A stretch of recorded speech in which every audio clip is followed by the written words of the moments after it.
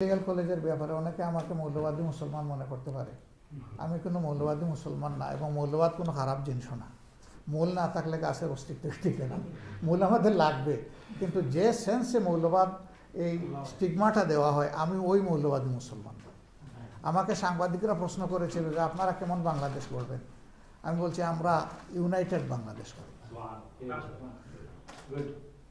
উপদেষ্টাদের শপথের দিন সাংবাদিকরা আমার অনুভূতি জানতে চেয়েছে যে আজকে জাতিকে আপনি কি মেসেজ দেবেন। আমি বলছি যে আমরা সামাজিক সুবিচার চাই, ওই মেসেজটা শুধু দিতে চাই। যদি সোশ্যাল জাস্টিস সব ক্ষেত্রে প্রতিষ্ঠিত হয়ে যায়, তাইলে কিন্তু করাপশন করা সহজ হবে না।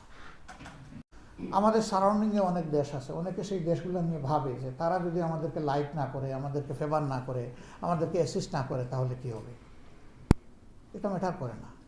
ম্যাটার করে একটা জাতি ইউনাইটেড কিনা। জাতি যদি ইউনাইটেড হয়, সারা দুনিয়া তাকে সম্মান করতে বাধ্য।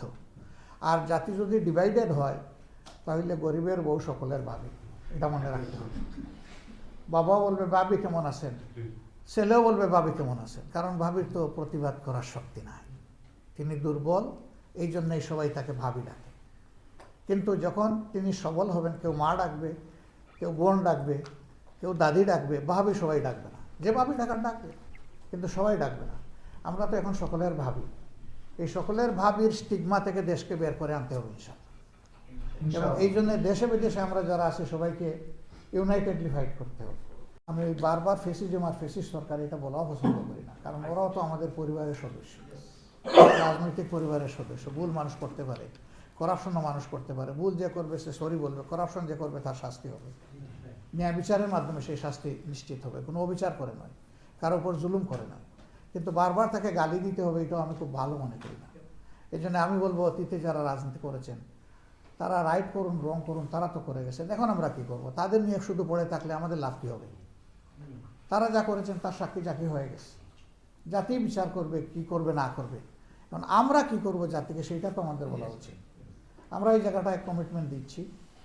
আমরা বলতে আমি জামাত ইসলামের পক্ষ থেকে বলছি না, আমরা একটা পলিটিক্যাল ইনস্টিটিউশনের পক্ষ থেকে বলছি যে এমন একটা বাংলাদেশ চাই যে বাংলাদেশে ডিসপ্যারিটি থাকবে না। এটা রেস, রিলিজিয়ন, কাস্ট, পার্টি কোনো বিবেচনায় কোনো ডিসপ্যারিটি থাকা উচিত নয়। একজন সিটিজেন বাংলাদেশে জন্ম নেওয়ার পরে সে কোন দলের আর কোন ধর্মের, এটা বড় বিষয় না। সে বাংলাদেশি সিটিজেন, এটা তার বড় পরিচয়। সুতরাং আমার যে রাইট আছে তারও সেই রাইট আছে। আমরা বারবার একটা কথা বলে আসছি, যদি মুসলমানদের মসজিদ পাহারা দেওয়ার দরকার না হয়, তাহলে হিন্দুদের মন্দির পাহারা দেওয়ার দরকার হবে কেন? নিশ্চয়ই এমন কিছু কাজ আমরা করেছি যার কারণে ওইটা পাহারা দেওয়া লাগে। ওই কারণটা দূর করতে হবে, যাতে কারোই কোনো ধর্মীয় প্রতিষ্ঠান পাহারা দেওয়ার দরকার না হয়। বাংলাদেশের বিজনেস অ্যাটমসফিয়ারটা আনফর্চুনেটলি নাই, আমি বলতেছি আপনাদের সাথে আমি একমত হয়ে। এবং এইটার মূল কারণ হলো করাপ্ট মাইন্ড। আর মূল করাপ্ট মাইন্ড হলো যে যত বড় পলিটিশিয়ান আমরা, তার মাইন্ডটা তত বেশি করাপ্ট। মাথা ঠিক হলে সারা বডি কাজ করবে, মাথা ঠিক না থাকলে বডিও কোনো কাজ করবে না। এমনকি মাথা খারাপ, দেখতে খুবই নাদুস নুদুস, ওনার দ্বারাও কোনো কাজ হবে না।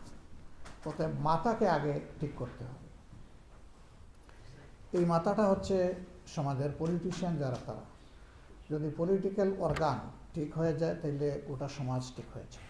মনে করে যে ভাই বলেছেন যে আফগানিস্তান না, আরেক বোন আমাকে প্রশ্ন করেছিল সাংবাদিক যে এটা আফগান হবে না পাকিস্তান হবে। আমি বলছি না, ইনশাল্লাহ এটা বাংলাদেশ হবে। এটা আফগানও হবে না, পাকিস্তান হবে। সেই বাংলাদেশটা কেমন হবে, মারা কেমন থাকবে? আমরা বলেছি যে মারা তাদের যোগ্যতা দক্ষতা অনুযায়ী সকল পেশায় অংশগ্রহণ করবেন। দুইটা বাড়তি জিনিস, একটা হচ্ছে মর্যাদা আর একটা হচ্ছে সেফটি। এই দুইটার কোনোটাই নাই তাদের এখন সমাজে। এটা স্বীকার করতে আমার কোনো অসুবিধা নেই। সেই সমাজে আমরা দেখতে চাই যে ওই দুইটা জিনিসও তারা পাবে। সম্মানের সাথে দেশকে তারা মন প্রাণ উজাড় করে দেবেন। তবে তাদের প্রতি এখন অবিচার করা হয় আর একটা জায়গায়। একজন পুরুষ, তিনি 8 ঘন্টা ডিউটি, একজন মহিলা, তাকেও 8 ঘন্টা ডিউটি করতে হবে। তো তিনি যে মা, তিনি যে গর্ভে সন্তান ধারণ করেন, তিনি যে বাচ্চাকে বুকের দুধ খাওয়ান, বাবা তো এটা করে না। তাহলে এটা তো তার উপরে বার্ডেন, জুলুম। এমন একটা দেশ হওয়া উচিত যে তাদের প্রতি এই জায়গায়ও খেয়াল রাখতে হবে। পুরুষের ডিউটি যদি 8 ঘন্টা হয়, তাদের 6 ঘন্টা করে দেওয়া উচিত। তারা 2 ঘন্টা এক্সটেনশন দিয়ে তাদের ফ্যামিলিকে দেবে। এইভাবে একটা ফ্যামিলি ব্রাইট ফ্যামিলি হিসাবে গ্রো করবে। বিজনেসের ক্ষেত্রে আমার অনুরোধ যে আপনারা আসুন, বাংলাদেশ আসুন, প্রিয় বাংলাদেশে আসুন। আপনারা আমাদের ময়লা আবর্জনাকে দেখে দূরে যদি থাকেন তাহলে ওইটা আরও ময়লা হবে।